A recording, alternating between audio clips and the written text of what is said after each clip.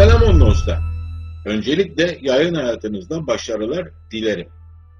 Aracım Renault 9 Broadway, ilk kasa 1993 yılı üretimi LPG'li. Tek sorunum var. Kaloriferi açtığımda uğultulu bir ses geliyor, rahatsız edici bir ses. Bu sesten nasıl kurtulabilirim?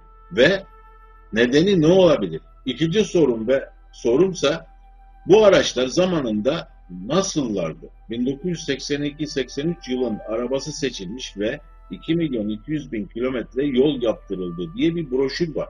Doğru mudur? Teşekkürler. Samet İşlem. Sayın Samet İşlem, 93 yılı üretimi olan Renault Broadway aracınızın kaloriferinden gelen ses öncelikle kalorifer motorunun yaşlanmasından kaynaklanıyordur. Bu işlemde kalorifer sisteminin komple sökülerek yapılması da biraz zahmetli bir çalışma olacak. Ancak motor tamamıyla arızalanıp hiç çalışmaz olunca da kış aylarında sorunlar yaşayacaksınız. Dolayısıyla da bir an önce bunu yaptırmanızda da fayda var. Bu araçlar ilk üretildikleri yıllarda ekonomik ve B segmentinin en çok satan ve tercih edilen üretimleriydi.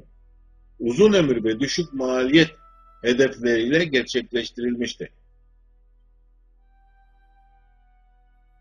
Aracın üretim ve sonrası ilk aşamalarında uzun test sürüşleri ve farklı yörelere göre de bu test sürüş sonuçlarına göre de gelişmeler tabii ki gün be gün yapıldı.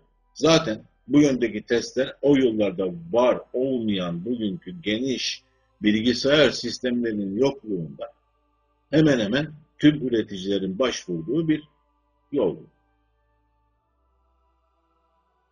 Bu araç ile 2 milyon kilometre veya daha fazlası yol yapıldığı ise tek bir aracın hiçbir bakım olmaksızın gerçekleştirdiği bir iş ve beceri de değil.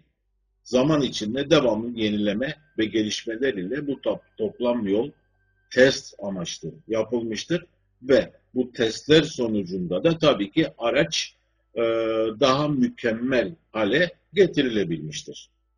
İyi günler.